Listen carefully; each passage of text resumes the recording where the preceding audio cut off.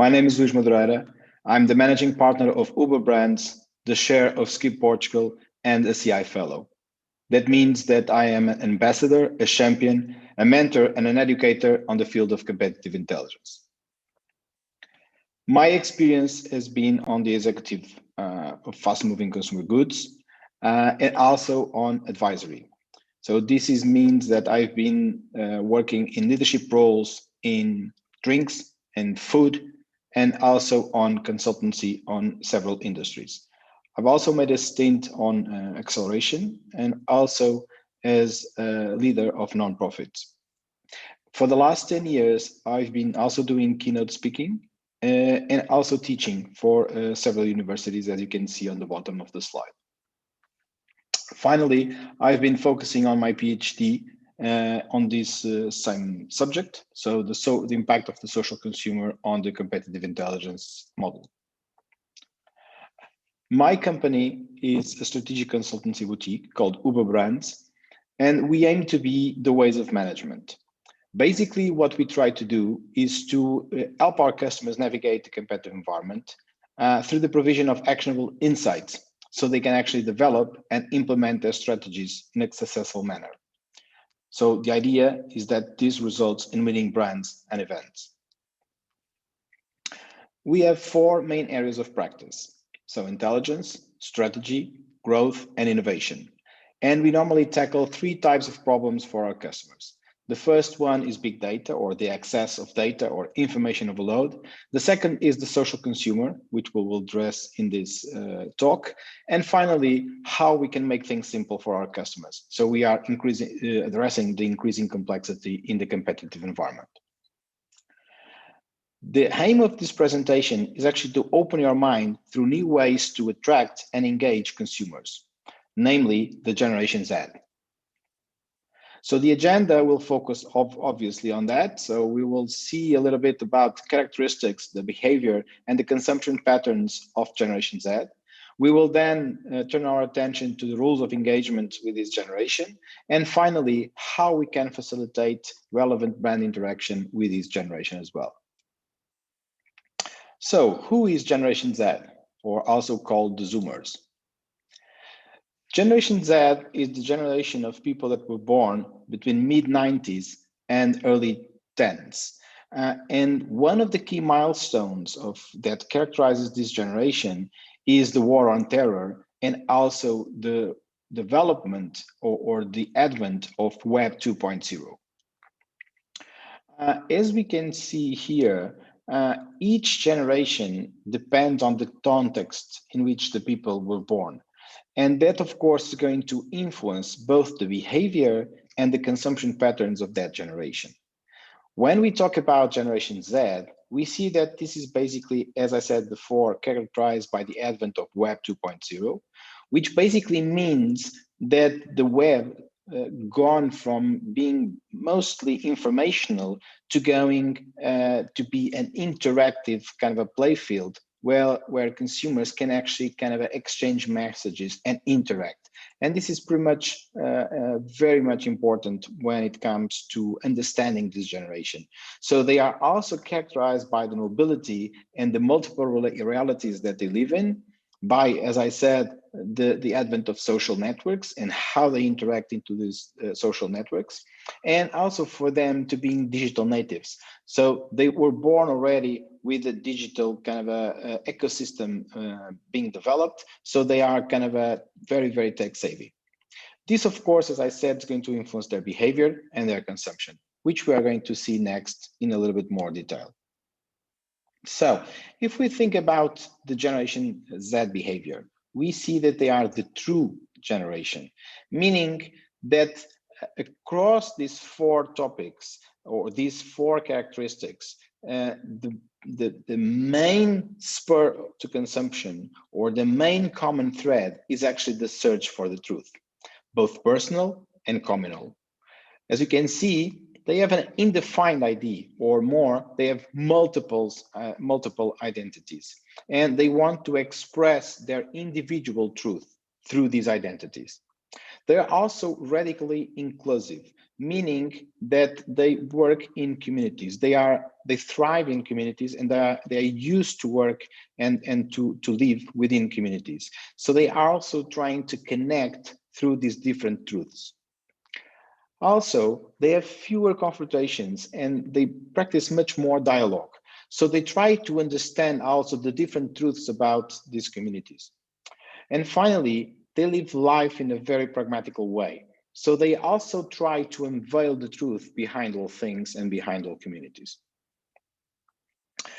This then reflects on some of their behaviors, and these are the key insights. So a deep dive on Generation Z and how they think and how they behave, which is basically they have big plans. So they are driven, they are ambitious, but at the same time they are altruistic, and they are pretty much risk takers when compared to previous generations. They are also sensitive to the environment and to sustainability, and they are also very, very sensitive to community, as we've seen before.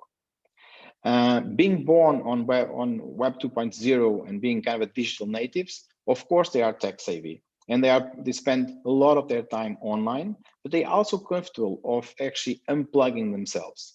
They are pretty much aware also of the risks of technology, namely the control of their privacy and also the amount of time that they spend online. They are also quite competitive, and they like to like gaming. So they are very active, and this gaming most of the times is done socially, contrary to, for example, my generation or maybe our generation, that was a little bit more individualistic when we play games. Since they are quite young as well, and they work on a low budget, or they live on a low budget, they also tend to play these games and download them from the internet for free.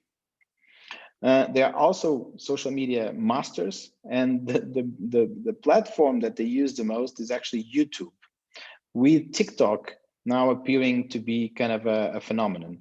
And TikTok actually explains a lot about Generation Z. So because it merges several topics like the competition, like the sharing, the social part of the social network, but they don't really broadcast that to share their personal details. They are much more focused on being entertained in a group.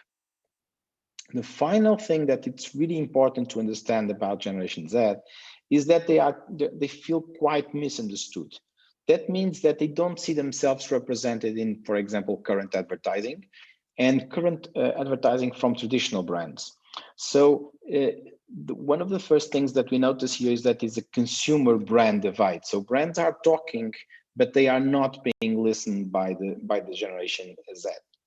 They also want brands which look young, trendy, and funny, which is not what traditional brands are used to deliver. If we then go and analyze the emerging forces in terms of consumption, we see that there are three. And basically, these are uniqueness, ethical, and unlimited. What does this mean? It means that they basically express their individual identity through the consumption. And they also anchor that consumption on ethics. And they also re-signified consumption. So they gone from possessing things and possessing products and to going to a more having access to these experiences, or actually experiencing the brand and the products and so on and so forth. The other fact that it's worth thinking about is that these forces now that emerge from Generation Z consumption are actually impacting the other generations. So it means that it affects all generations, which ultimately will affect all of our attitudes towards consumption. So we can say that Generation Z is an influencer to other generations, which actually result in different attitudes toward consumption from us all. So let me introduce you the social consumer. The social consumer is a very important characteristic of Generation Z, and it also impacts, or it's the impact of Generation Z on consumption, as I said before. So who is this social consumer? So it's basically a consumer who crowdsources their decision. What does this mean? It means that before he actually makes a consumption decision, he will go and he will investigate these brands. He will gather more information from these brands. And when he actually goes to buy these brands, if there is, for example, a salesman involved, they will be knowing much more than the brand itself and the competitors and the whole ecosystem than sometimes the salesman does. So this is quite interesting. Because we also thought, or the previous idea was that we went across or through the traditional kind of a marketing funnel where we choose from many brands until we got to our consumption decision, which we then bought, and that was it. What we see now with Generation Z is that the funnel or the process or the journey doesn't finish on the buying of the product. It actually starts another journey there. So after they consider, they go to the internet, they see what is going on, they then evaluate that brand or that product, and only when they buy, if they enjoy it, they will actually advocate that, and they will share their experiences, their ratings, their opinions on the web. Again, they become very much kind of as we've seen before, they share their own experiences on the web, which actually returns on or results on other people seeing what they share and actually enjoying or trying those products as well. So this creates a loyalty loop. It means that when they are happy with the experience, they will come back again and consume again.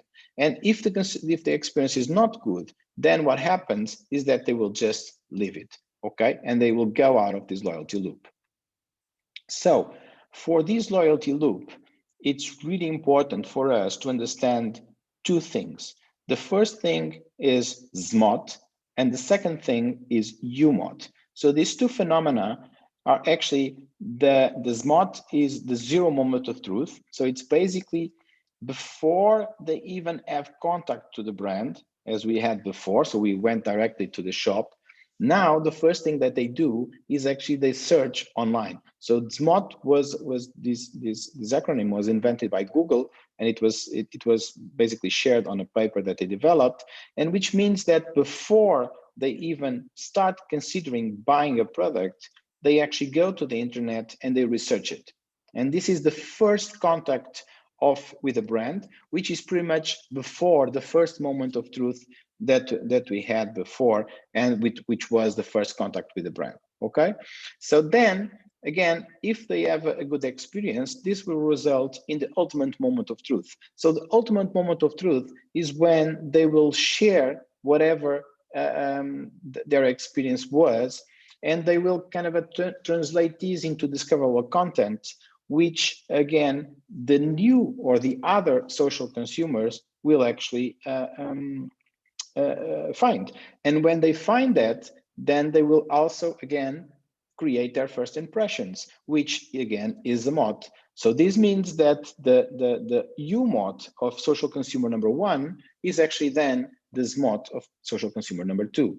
So this is actually not just one loyalty loop for that specific consumer, but it's actually a loyalty loop for increasing and attracting and engaging your social consumers, or in this case, the Generation Z. The big problem that we need to face and the challenge that we have on top of the table is actually that most companies are not listening, are not understanding this first zero moment of truth, and they are not actually listening to what is being said about them. So, of course, by the social consumer. So the social consumer in itself is communicating between themselves, and the companies on the other side are not listening to what they are saying. So this creates a gap, a disconnect between business and consumer, which we need to bridge. So the question that you might have on your mind right now is, okay, so how can we actually bridge this gap? What are the rules of engagement? And the rules of engagement result from understanding social data. So the social data is basically the digital footprint that social consumers leave behind. And when I'm talking about social consumers, I'm actually talking about all of us. So we all leave our digital footprint behind. And this can actually be mined and understood in order to develop what is called social consumer intelligence. So these are the actionable insights that are derived or distilled from what the social consumer shares, from what those sharing and those behaviors tell about them, and that we can actually, for example, use machines to understand, like, for example, artificial intelligence. So if we understand or if you have the actionable insights about the social consumer, we will be able to keep them on the loop, meaning that we will know what is relevant for them, what they want, what they need, and on top, what are the jobs to be done that they are looking for to solve, and what are the consumption occasions, and then try to keep them on the loop by fine-tuning our communications, fine-tuning our products and services and events in order to keep them on this very same loop. So how can we facilitate a brand interaction that it's not intrusive? We've seen that they are kind of they mind with their privacy, and it's not sales focused. So something that normally most of us, not only Generation Z, don't like.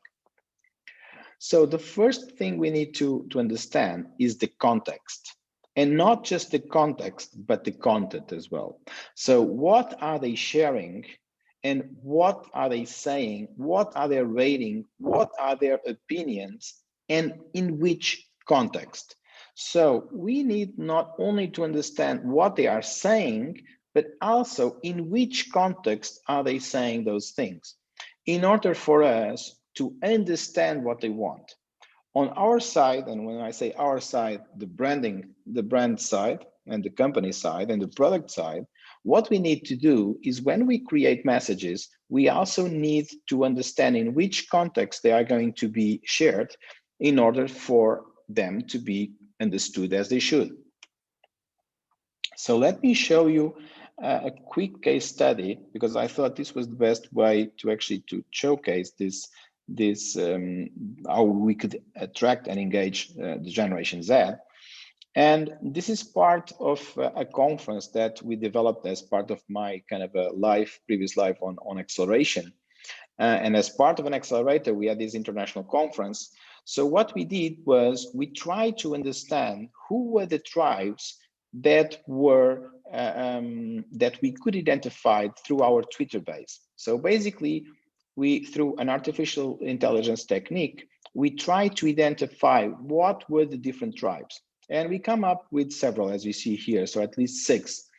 And then we went into each one of the tribes to understand a little bit better how we could leverage that.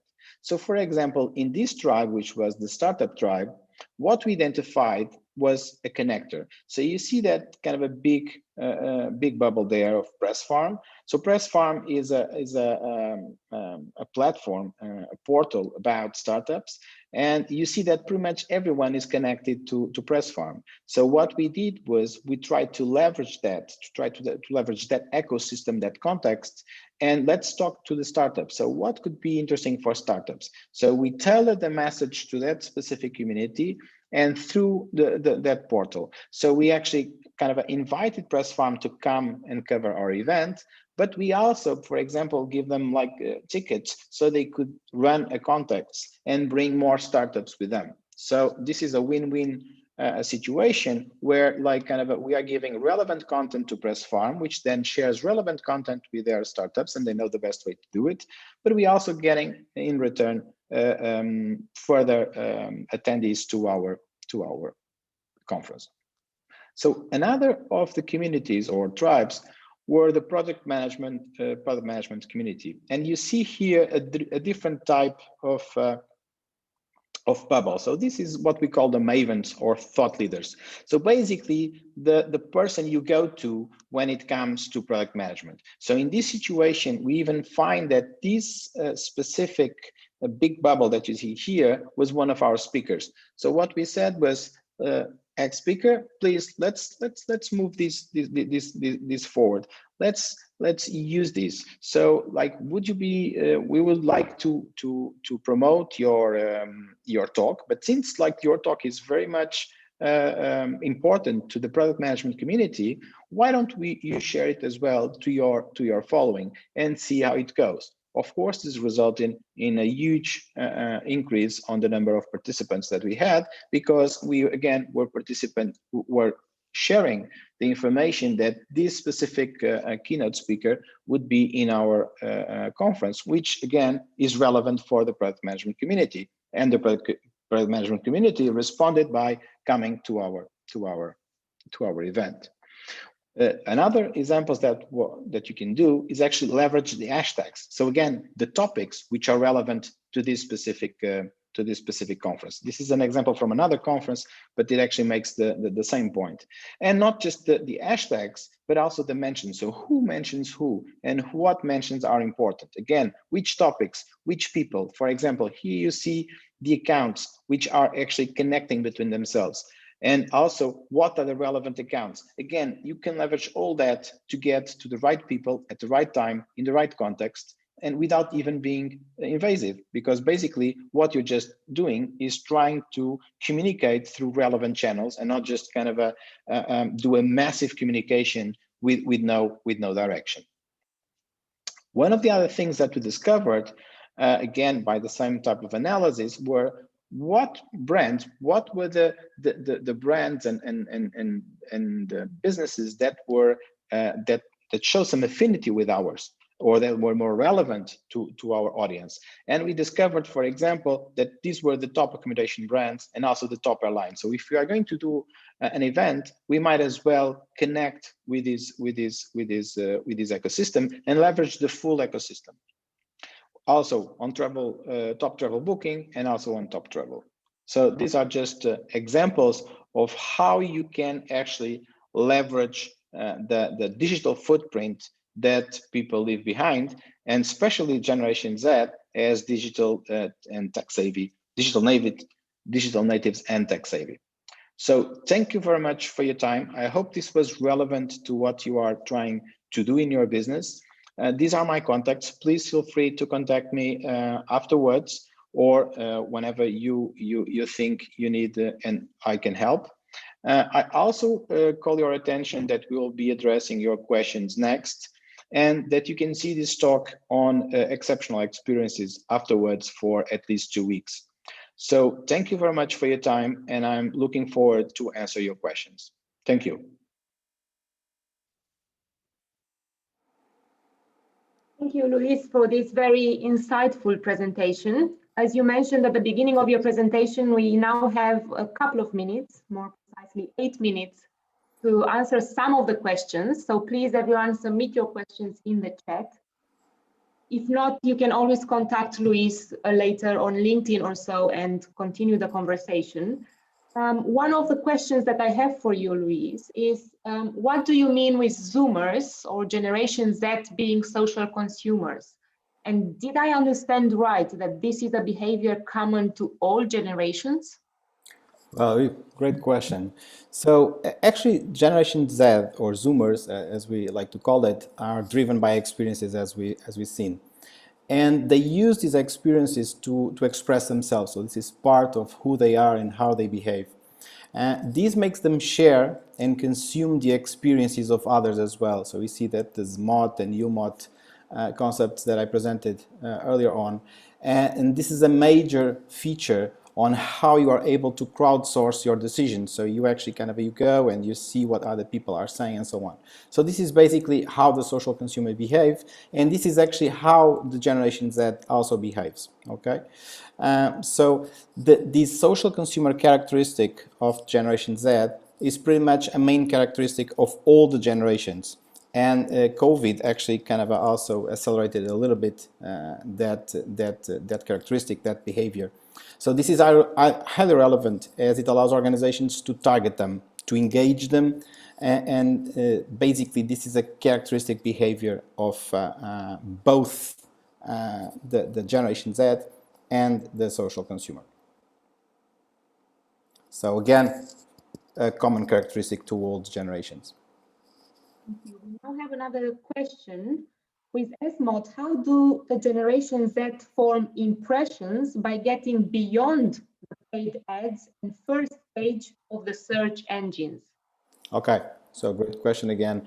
So basically, they form impressions going beyond, as the question says, going beyond the paid advertising and the first page results. How do they do that? Of course, most of the times when they go and search online for example, information on, imagine that they want to book an hotel or they want to book a conference, they go and see what are other kind of mentions to that same conference. They go and they look specifically for that. They are not looking into the ads that are appearing. Most of them actually use ad blockers, as most of us today.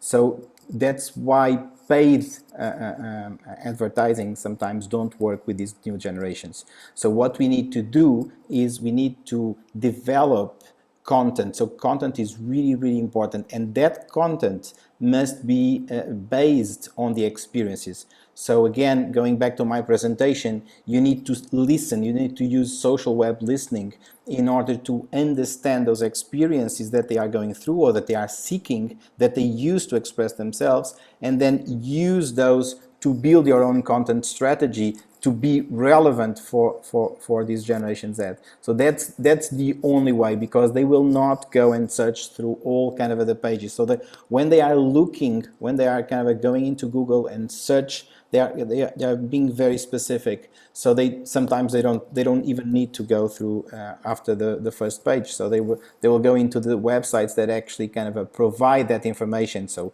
the TripAdvisors of this world and similar platforms. Thank you. Another question is around which auditing tools do you use for social intelligence to identify leads, topic, and so on? Okay, that's a very, very good question.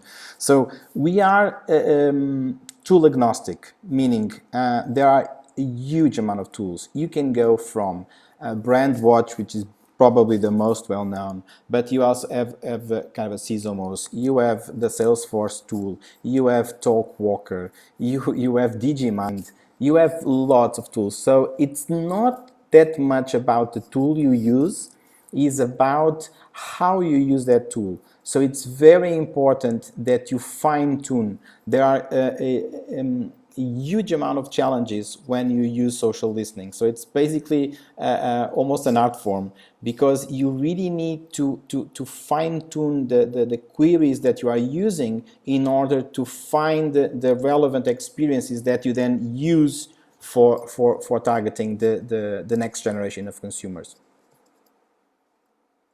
Another interesting question, what do you consider more relevant, logo or message below logo? Sorry, for example, nice, just do it. Okay, definitely the message, but the logo is very, very important, because even now, and we were just talking about tools, there are lots of tools. For example, UScan, which actually identifies Digimind as well, which identifies the logo in the digital environment. So the logo itself, and there's all this kind of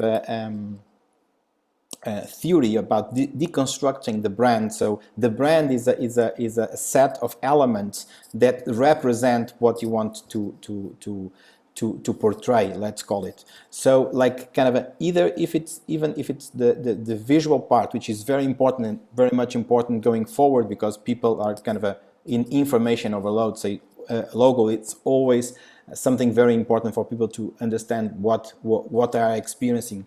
But also kind of if you have, of course, the slogan tells it all, right? So for example, if I use Red Bull gives you wings, you pretty much understands what it is. If you see the logo, of course, you get the same, you should get the same thing, but it's like, you know, there are two different sides of the same coin. So again, you can use both. So that's also, we can also listen to that and leverage that as well. We have about 1 minute left, so I suppose we have time for a very short answer to this question. Did COVID-19 change the behaviors of generations or other generations? Well, that's a great question. So, in short, I think I mentioned this before, it accelerated the adoption and the change of behaviors.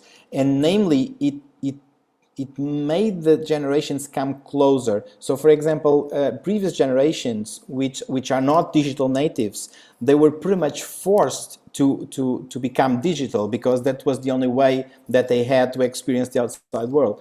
So, for example, a McKinsey study tells us that 55% of the consumers actually changed brands during COVID. This is related to the US, but I think that will pretty much apply to whole the world.